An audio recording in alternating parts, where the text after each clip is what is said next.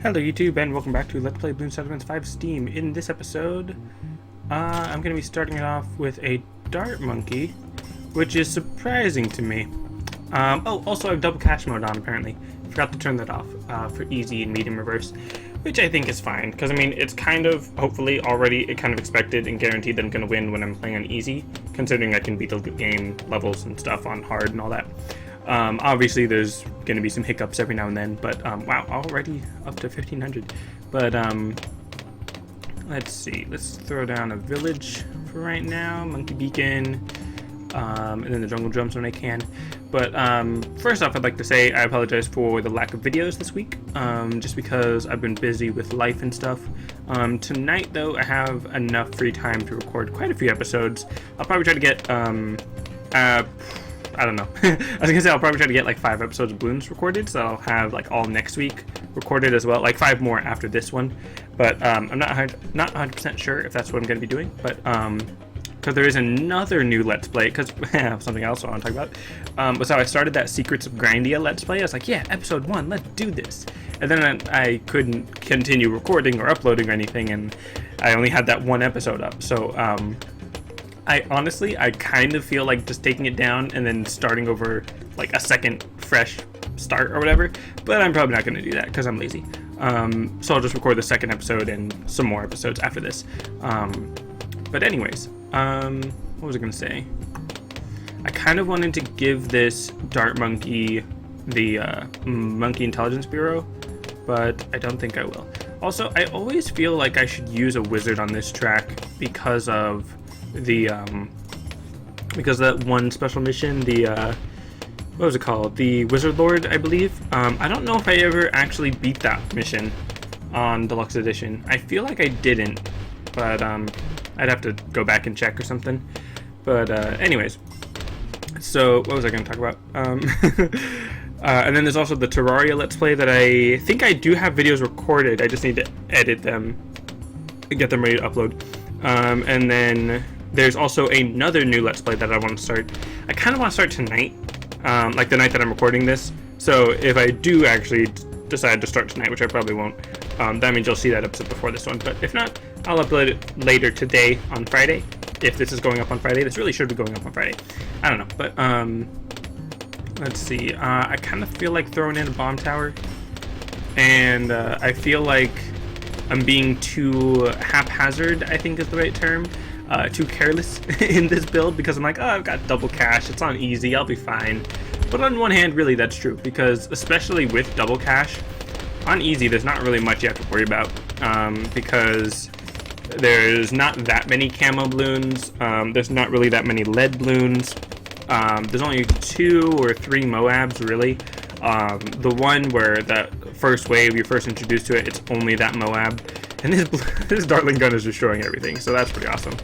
But so it's just that first Moab, and then there's the second Moab that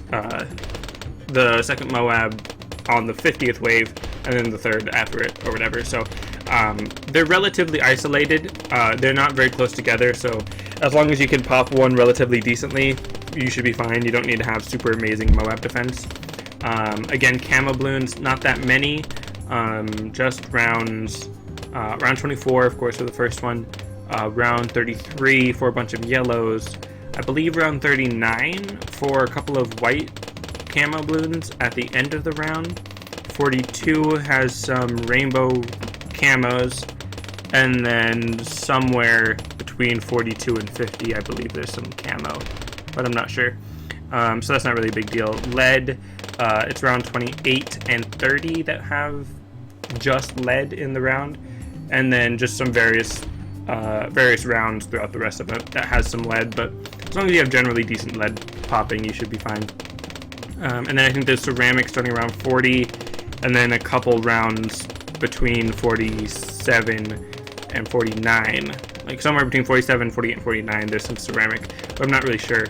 I haven't memorized those quite yet, but I know ceramic's not a very big deal pre-normal, like round 55, I believe. So yeah, easy really doesn't have a lot of like specifically challenging rounds. I mean, there is always regrow balloons somewhere in there. I know there's some rainbow regrows on round 42, The first regrows, I believe, on round 29. Well, that's probably not the first regrow. I don't know. But the regrows are never really an issue for me, unless I use like blue gunners and ice towers and balloon chippers as my main defense. But if you just ignore those and go for something a little bit stronger, like this Dartling gun right here, which I've got so much extra money, so much. Let's give you Tempest Tornado. But yeah, when you just build something like this, and again, like I may be on double cash, but I seriously did not need double cash to build this defense. I could have completely ignored the wizard and just gone for a Dartling gun at the beginning, and then maybe the bomb tower if I needed it at that point. But really, this is just completely overkill. I'm only on round 45 right now. This Dartling gun is just destroying everything, and it's not even the specialty building that I have. I have the ninja specialty building right now, so yeah, easy is not really something you should worry too much about. But again, I am on double cash mode and I've got token upgrades and stuff, so... Oh wow, that Moab actually survived a bit longer than I thought. Interesting. In that case, let's get a Moab Mauler. And might as well have 2, just to be safe. I mean, as much as I was all talking about, like, oh yeah, it's nothing big. But I mean, with the Dartling gun, I still would have been fine. Because the Dartling gun would have been able to, you know, to follow it around and all that. So, and the balloon impact was helpful to give the Whirlwind Wizard Tempest Tornado person enough time to really pop, or to send them back with the tornado. So that was helpful. But then, just having those 2 extra Moab Maulers is going to help pop that Moab layer a bit sooner, so that the Dartling gun will have a little bit of a better chance to pop them a bit sooner. Like I was just saying. Sell that one. Yeah, because I kind of want to get this Ray of Doom real quick. Even though I'm barely going to be using it for a little bit on that one last round. But yeah. Oh, complete on easy. Now I'm going to do medium reverse. And we'll see how that goes.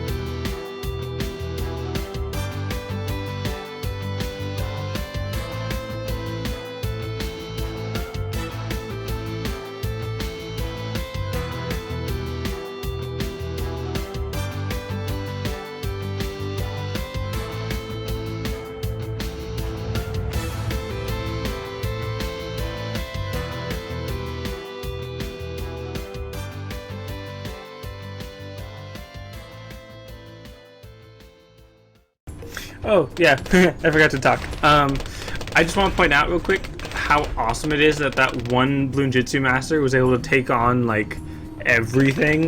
Because, I mean, so far, this Spike Factory has only popped 161 Bloons total. This tack shooter, it's new, but still hasn't popped anything. Ice Tower, same, hasn't popped anything. So, okay, 163. I think that's a little bit more than what it was a second ago. But this one Ninja Monkey, mostly this one Ninja Monkey, I did throw in the second one kind of recently, has been taking everything. Now again, it is still double cash mode, so it is basically twice as strong as it should be, kind of. But it is very powerful. The Bloon Jitsu Master, with of course the Monkey Intelligence Bureau and the Monkey Intelligence Bureau and the tokens and the specialty building and all of that, it is very, very powerful, and it is quite a force to be reckoned with. So now I'm using this balloon chipper as a bit of an extra anti-Moab defense. I know that if I just spam Ninja Monkeys, I can easily take down all the Moabs, but I'm trying to not just spam Ninja Monkeys. But as you can see, like I was saying, like Bloon Jitsu Master is amazing. It's awesome. Probably my favorite tower now. Glaive Ricochet is still awesome, still amazing. I might even use it in my next match, but this one is just it's awesome. I love it. And you know, speaking of Bloons Jutsu Masters, kind of, I was borrowing my girlfriend's iPhone. Well, it's not an iPhone, but smartphone. I think it's Android, maybe. I don't know. Not Android. Some kind of smartphone. I don't know. But anyways, oh wow, they totally destroyed that. But I was borrowing her iPhone, and I got Bloons Monkey City because it's free, and I'm going to double their attack rate just because it looked like it was getting a little bit overwhelmed. I'm sure it would have been fine, but you know, just want to totally destroy things like always. But anyway, so I was playing Bloons Monkey City on her smartphone, and it was actually pretty fun. It was pretty nice. I obviously didn't make super huge progress or anything, and I'm not able to record the smartphone. I'd have to like literally put the webcam in front of the phone and just play that way, and that would be terrible. But yeah, it's interesting. And if anyone's been on the fence about it, I guess if anyone has a smartphone device, but they just haven't gotten around to getting Bloons Monkey City, I recommend it. I think it's pretty good. I do think I should probably buy some more defenses. At least some more anti-Moab, because I've got pretty strong normal Bloon, like general poppage going on. I've got the, I mean, the Bloons Jutsu Masters, of course, are totally awesome at everything now. But the Ring of Fire, Arctic Frost, Spike Mine, Spike Factory combo is very, very powerful. And then if you throw in the Bloon Chippers to take down the Moab class Bloons, or at least break the Moab layer, Blimp layer, then the Bloons Jutsu Masters just thrown on top of that for extra amazingness, to just pop everything. It's just so powerful, and I really enjoy it. But yeah, Bloons Monkey City. If you guys ever want to check it out, you should totally get it and stuff. But double fire, double attack rate and stuff. Just destroy everything. But yeah, so that's it on medium. So now I shall go through on hard. Of course, still double cash mode and all that. But let's see how it goes.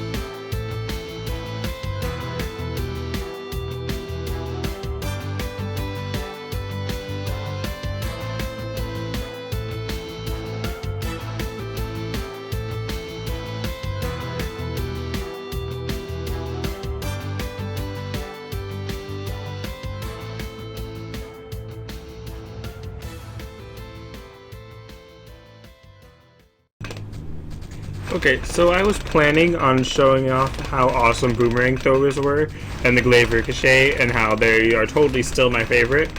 But I think the high energy bacon might be stealing that spotlight, because this is so good. Like, I had no idea. I knew the high energy bacon was helpful, but I had no idea it was so powerful. Like, I just want to spam high energy bacons now, because it's insane. And again, it may just be because of tokens and stuff like that, but I mean, there's no specialty building for the high energy bacon. Like, that'd be crazy. That'd be crazy cool. But wow, yeah, that is so insanely powerful. I mean, sure, I do have like 3 or 4 and double cash and blah blah blah, but just the raw power of the high energy bacon is just crazy. It's incredible. Especially because of stuff like that, where because of the difference in range, that like it's hitting the layers at different spots because it's set to strongest. So the way that it's like trickling down that way is just incredible.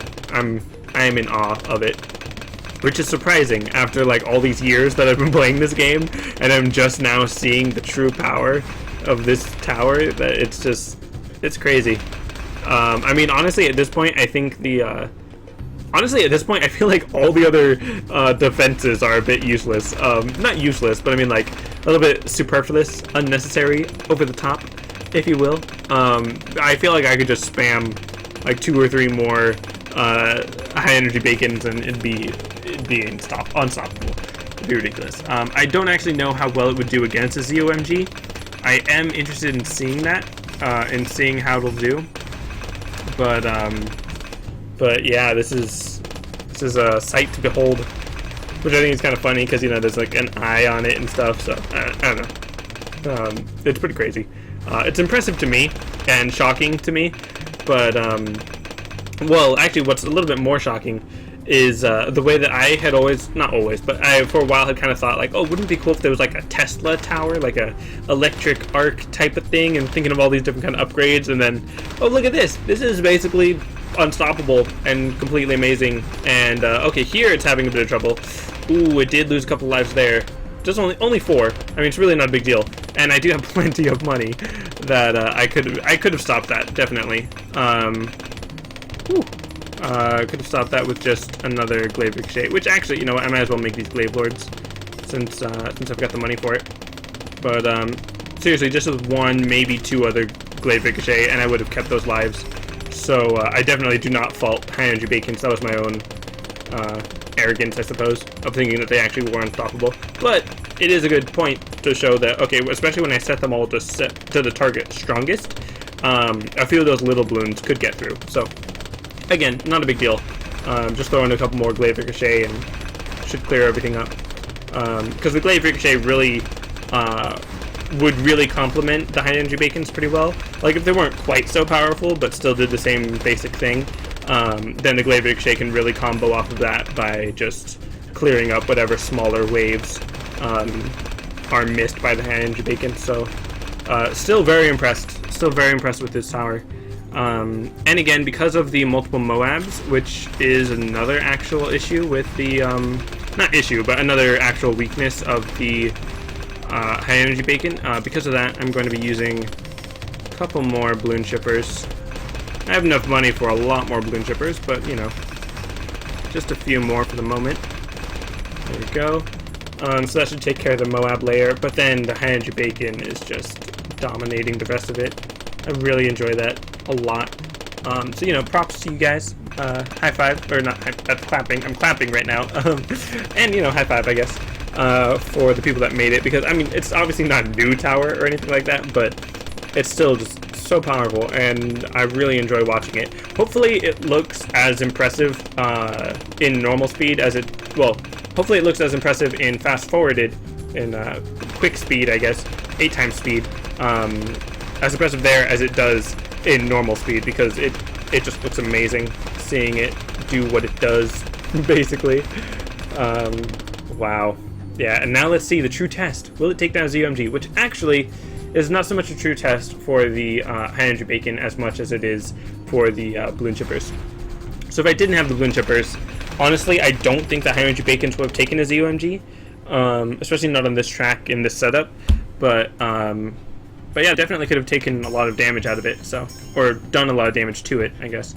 But anyways, yeah, that's gonna be it for this episode. Thanks for watching, and I'll see you next time.